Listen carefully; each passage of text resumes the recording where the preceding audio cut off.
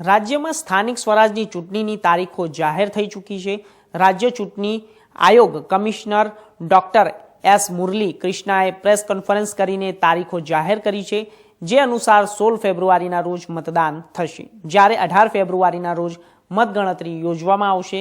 આ વિસ્તારોમાં આજથી જ આચારસંહિતાનો અમલ શરૂ થઈ ચૂક્યો છે। મનપાની સામાન્ય ચૂંટણીની સાથે જ કઠલાલ, કપડવંજ અને ગાંધીનગર તાલુકા પંચાયતની સામાન્ય ચૂંટણી યોજાશે, જ્યારે બોટાદ અને વાંકાનેર નગરપાલિકાની મધ્ય સત્ર ચૂંટણીની જાહેરાત કરવામાં આવી છે। સામાન્ય ચૂંટણીની સાથે જ પાલિકા અને પંચાયતોમાં બેઠકો ખાલી પડી છે, ત્યાં પેટા ચૂંટણીની પણ જાહેરાત કરવામાં આવી છે, જેમાં 3 મહાનગરપાલિકાની 3 બેઠકો,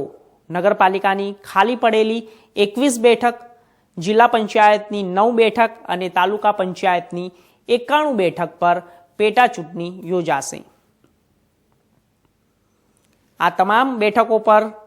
પણ 16 ફેબ્રુઆરીએ મતદાન અને 18મીએ મતગણતરી હાથ ધરાશે।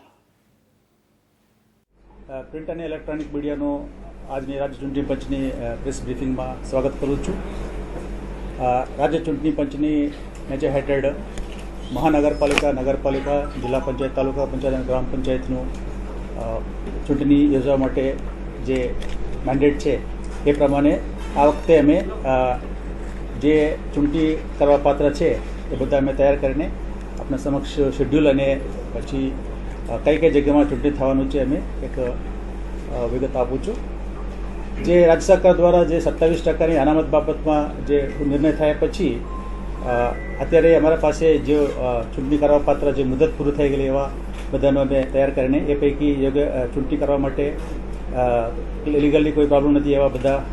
યાદી કરેલા છે। એ પૈકી જૂનાગઢ મહાનગરપાલિકા સામાન્ય ચૂંટણી, 66 નગરપાલિકાઓ સામાન્ય ચૂંટણી,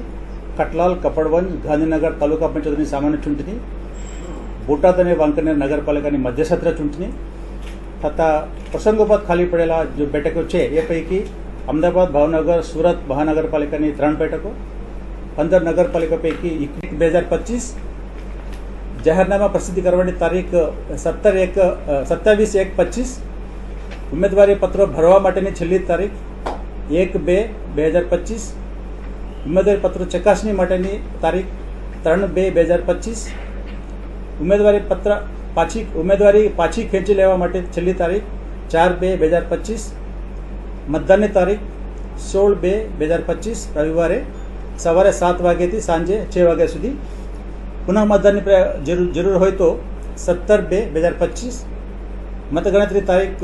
18/2/2025, ચૂંટણી પ્રક્રિયા પૂર્ણ થવાની તારીખ 21/2/2025। હવે ચૂંટણી હેઠળની સંસ્થાઓ વિસ્તારોમાં 21/1 આજથી ચૂંટણી જાહેરાત પૂરું થતાં આદર્શ આચારસંહિતા અમલમાં આવે છે અને ચૂંટણીની ઉમેદવારી જે પત્રો છે, ફોર્મ છે, ભરેલા ફોર્મ એનું કમિશનની વેબસાઇટ ઉપર તમે જોઈ શકો છો, ડાઉનલોડ કરી શકો છો। અને આ ચૂંટણી માટે જે 2016ના જે રાજ્ય ચૂંટણી પંચ તરફથી એક હુકમ કરવામાં આવેલ છે, એમાં 14 ડોક્યુમેન્ટ દસ્તાવેજો